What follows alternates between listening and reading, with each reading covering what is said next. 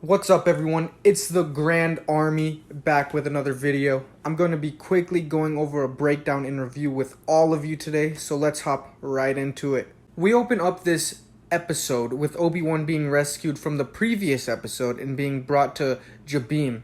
He's placed in Bacta, and at the same time so is Vader. Kenobi has flashbacks to the previous encounter with him where he was burnt and nearly killed. Due to this, he panics and jumps out of the Bacta tank, asking where Leia is.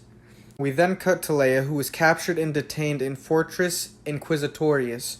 She is being interrogated by Reva, who will do anything to find out more about this path and where Obi-Wan went. But luckily, Leia doesn't break, even when threatened with torture. What else do you expect from the Princess of Alderaan? We then cut back to Jabim again, where Tala and Kenobi ask for the help from a man named Roken. At first, he argued that Kenobi needs to get out of here on the first flight out, but in no time he agrees due to his past, which seems to imply he had a wife who was maybe once a Jedi and killed by the Inquisitors, or maybe she was just a normal person who was killed by them. Who knows? He shows them a layout of the fortress and then he lets them know exactly what it is. It's a suicide mission. But nonetheless, Tala and Kenobi refuse to leave Leia behind. They're going to save her. We then cut back to Reva and Leia. The interrogation's still not working, even with the lies that Reva spills towards the young girl. At the same time, Tala and Kenobi are infiltrating the base of operations. Tala uses her officer clearance due to her rank as a captain, which you can tell by the insignia that she has on her chest, 3 red, 1 blue. And Kenobi swims under the base to a hatch that allows him to sneak in. Standing in his way is one stormtrooper who he easily dispatches, and one security droid that he easily avoids. During the infiltration, Tala is almost busted by another officer who is also a captain, but she leads him off and takes him out quickly, as if he put up no fight. Kenobi on the lower levels isn't having the best time ever either. A probe droid almost busts him, and so do 2 stormtroopers that he distracts with the Force. As Kenobi and Tala deal with their own things, Reva finally gets fed up with Leia and orders 2 stormtroopers to get ready to torture her, and they hook her up to a machine to finally get her to speak. Shortly after, Kenobi finds a classified sector. In this hall, we see many dead Jedi held as trophies. Not even the younglings survived. And this is just such a cool scene, seeing all these dead Jedi, how Vader captures them, how he just holds them there. There's nothing they can do. They're just mounted on the wall as if they were hunted and killed, which they were. But like animals. He slaughtered them like animals. At the same time, Leia screams out for help as the torture begins. Kenobi hears this and asks Tala for a distraction. She listens and Leia is quickly saved by it. Kenobi takes out the 2 guards and quickly gets her out of there, while Tala is almost busted. Before Reva can figure out the truth though, alarms go off as a security droid finds Obi-Wan and Leia running through the halls. This causes a complete shutdown of the base as doors begin sealing and troopers chase them down. In no time, more and more troopers begin surrounding them, including Purge troopers. It's so good to see these guys again. Even though we saw them in Fallen Order, I can't get enough of them. They look so cool. I love their design, their concept as Jedi Death Squads. Everything about them is awesome, especially when they're clone troopers. All hope seems lost, even as Kenobi utilizes his Sora Su fighting style to hold them off. It's very good against blocking. He can hold them off forever. It's just, and once they close that gap, they will have the upper hand.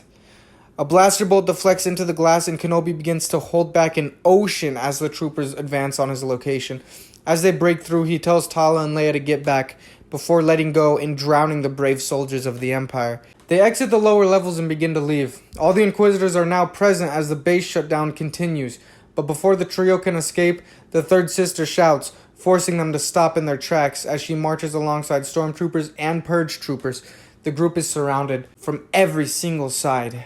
But before they can be killed, 2 airspeeder pilots, Sully and Wade, quickly fly into the base and protect them, taking out many troops and even threatening the Inquisitors. As they begin their escape, Wade is taken out by the third sister throwing an exploding container at his ship. Sully screams for him, but they have to go for their own survival.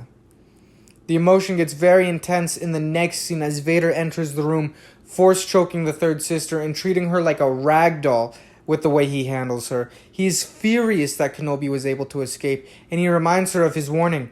If she failed, she would die. and she failed. His raw power is amazing to see on the screen. She is no threat to him. There is nothing she can do, nothing anyone around her would even be able to do if they wanted to. And he could kill her with one flick of his wrist. He is fed up with her failures, but she has one reason to be spared. She placed a tracker on the group, letting her go to survive one more day. He realizes he underestimated his Inquisitor. He underestimated the third sister. He makes sure she knows this time there can be no more mistakes. As the show ends and the group reunites, we see this is the start of a rebellion. They're now soldiers. Leia and Kenobi hold hands like uncle and niece. Then we see Lola's eyes glow red. She is the tracker that the third sister placed.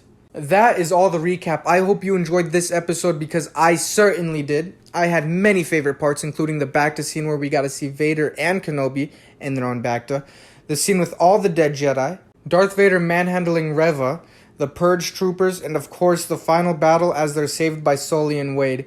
I didn't think I'd be connected to those characters, but I found some respect and emotional ties to them for what little time each of them have had so far.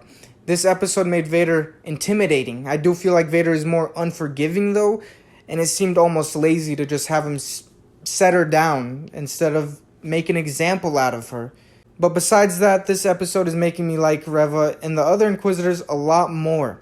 I love their hatred for one another. Their self-entitlement. They feel like they deserve something. They all want to be at Vader's side. I hope we get to see some more Purge troopers and definitely more Vader. This show is living up to the hype. As for what I didn't like, the torture, interrogation scenes and many cuts back and forth to it were kind of boring. I was very interested in what Kenobi and Tala were doing. As for Reva interrogating Leia, it was kind of slow and boring, as I said. But I get it's to press the story on, and it shows us how tough Leia always has been. She did not give out. She was not betraying her friend. She was not letting a word slip, which is awesome. Great job on the work, Vivian. You are doing Leia amazing. Overall, this was my second favorite episode after the last one and the huge Vader and Kenobi fight. I don't know if anything can top that. I can't wait for episode 5. This show just keeps on giving. And I hope you're enjoying it as much as I do. That's all for today, Star Wars fans. Make sure to like, comment, and subscribe. May the Force be with you. Let me know what you thought of the episode and what you hope to see in the next one. Peace out, everybody. Goodbye.